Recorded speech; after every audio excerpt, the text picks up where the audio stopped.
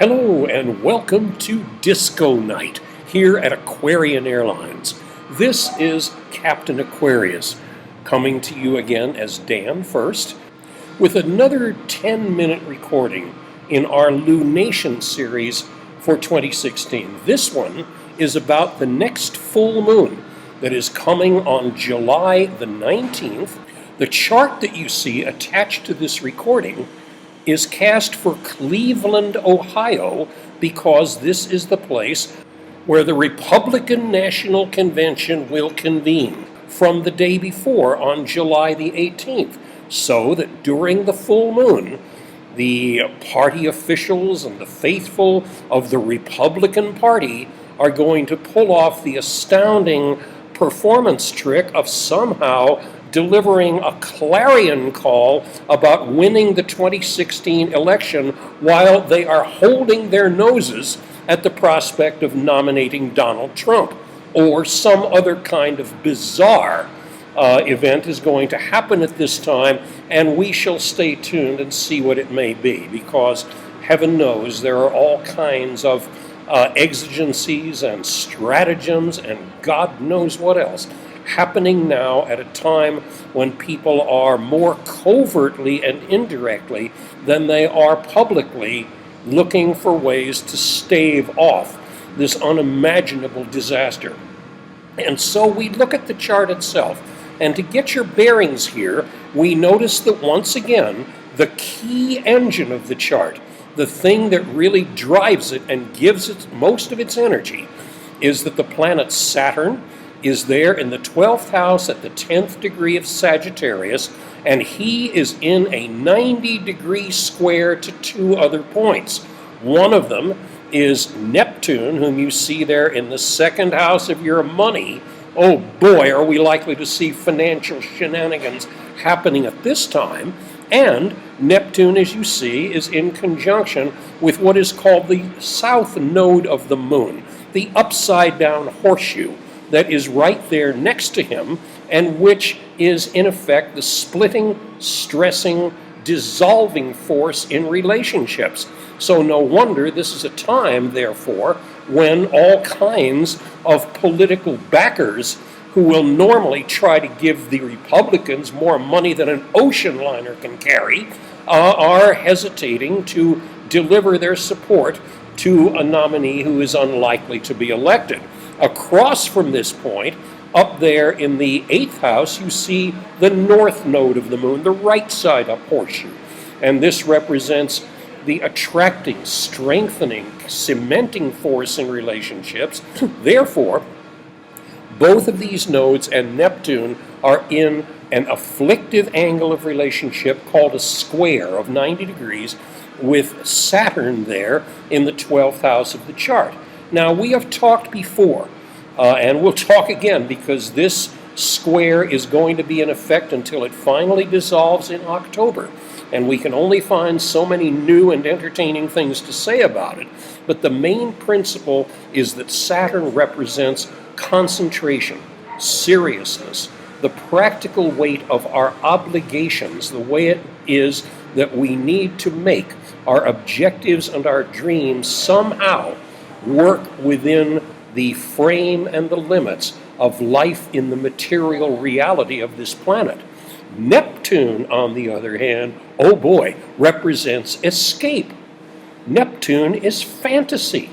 Neptune is, among other things, the mystical traveler, the spiritual voyager, the person who is looking really not to define things precisely, but rather to dissolve boundaries and achieve instead general states of mystical linkage among things.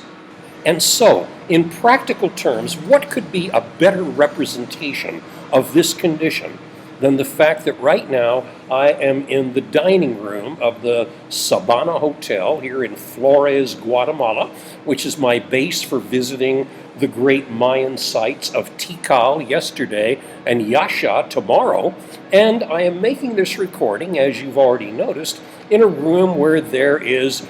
music in the background of a quality that can make disco sound deep. This is perfectly appropriate to what we are dealing with at this time. because, as it is so necessary and appropriate that we begin to direct our focus to the serious practical business of how it is that we run our lives, how we conduct our relationships, how we manage the political dimension of our lives, how it is that we give meaning to public discourse, we are endlessly distracted by stupid music, by eye candy, by distracting video images, by things that are nose candy, finger candy, everything that we can possibly be distracted by, including blood-drenched false flag events like the other ones that have recently been happening, which are so obviously attempts by controlling archons and authorities to send in their teams of executioners to wipe out people and blame some poor person like Omar Mateen, who had no choice, really, but to launch a suicidal demonstration of his hatred of homosexuality after it had become obvious to him that he was homosexual himself. This kind of thing is going to happen repeatedly until our people wake up. And yet, for the months to come, we are going to be endlessly distracted. Let's look at the additional effects of this full moon here. In addition to the 1T square that we have noticed already among Saturn and Neptune and the two moons nodes, there is another one here. You see that the Sun in Cancer in the 7th house and the Moon in Capricorn in the 1st house, they are always going to be opposite to each other like this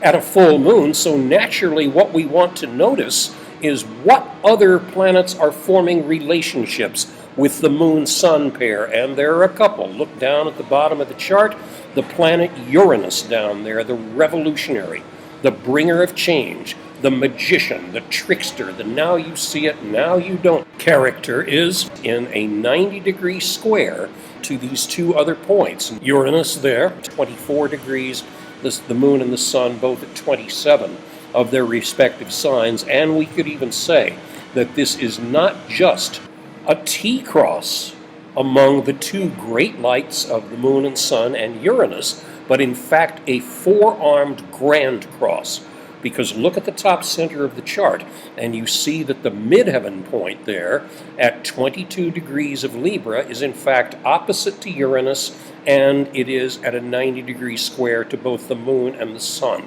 That means that in this chart we have not only a T-cross among Saturn, Neptune, and the Moon's nodes, we have in fact another grand cross between the Moon and the Sun, the bottom of the chart and the top. And so this is enormous in its implications. Can you spell afflictive? Because even though naturally no one wants to anticipate anything that is going to put people in fear, the fact is we are being challenged at this time to change in order to make in ourselves the changes that are necessary if we intend not only to maintain equanimity within ourselves so that we can carry on what we are supposed to be doing on the planet. We can act as keepers of frequency for other lives we wish to assist, but we are able, therefore, to begin effecting change in what looks like the outer world, because we are only perceiving it from within through the medium of our senses, and it appears to be something different from us, just as many other people may appear to be different from us just because they don't inhabit the same body. We are being challenged to perceive that we are all in fact the same.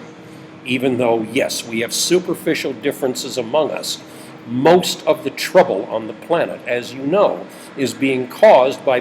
people who insist on seeing our differences and fighting over them. We are being challenged at this time and in the months ahead to see the ways in which we are the same, we all hold the same things as sacred and precious, rather than acting as people who are endlessly looking to disagree. So find the agreement, have courage, have a nice flight. Here comes part 2.